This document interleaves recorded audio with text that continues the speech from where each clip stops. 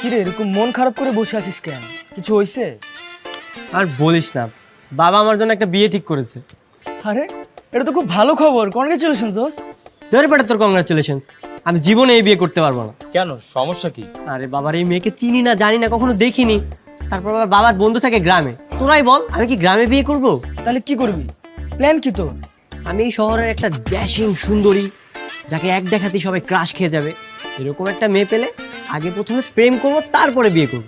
এই যুগে এরকম মেয়ে পাওয়া ভাগ্যের ব্যাপার। আসছে।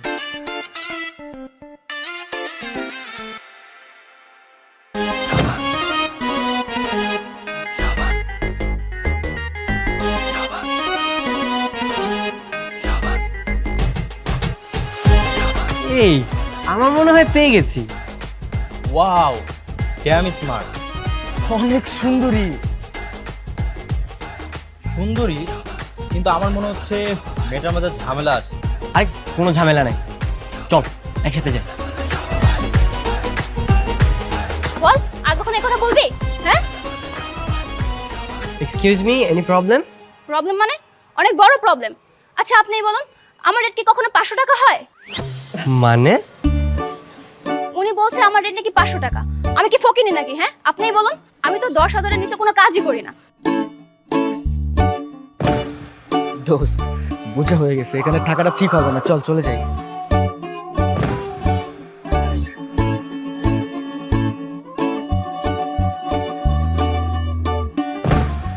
কেমনে কি ভাই, এই মেয়ে সেই মেয়ে, আমি তো ভাবতেই পারছি না। মনে রাখবি, বিয়ে হোক আর জন্মদিন, আমাকে দিয়ে কখনো যদি ডেকোরেশন করানোর প্ল্যান থাকে, মিনিমাম 10,000 টাকা দিতে হবে। এটা হচ্ছে লামহা ইভেন্ট ম্যানেজমেন্ট কোম্পানি। এখানে আর যাই হোক, গ্রামে সস্তা সার্ভিস দেওয়া হয় না।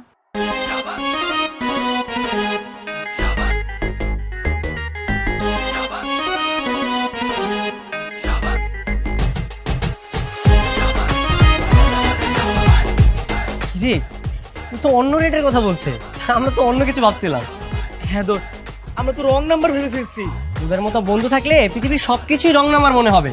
ভাগ্যিস আমার গার্লফ্রেন্ডকে আবার পেয়ে গেলাম। কি রে, এই মেয়েটা তো এখানে ছিল, কই গেল? এই, কই গেল, কই গেল, কই গেল, কই গেল? হ্যাঁ, তোদেরকে বললাম না দেখতে। কালকের মধ্যে যদি মেয়েকে খুঁজে না বের করিস না, তো দুজনকে একদম 12টা বাজিয়ে ফেলবো। ও কই আছে, চল, বুঝতে হবে, এদিকে গেছে।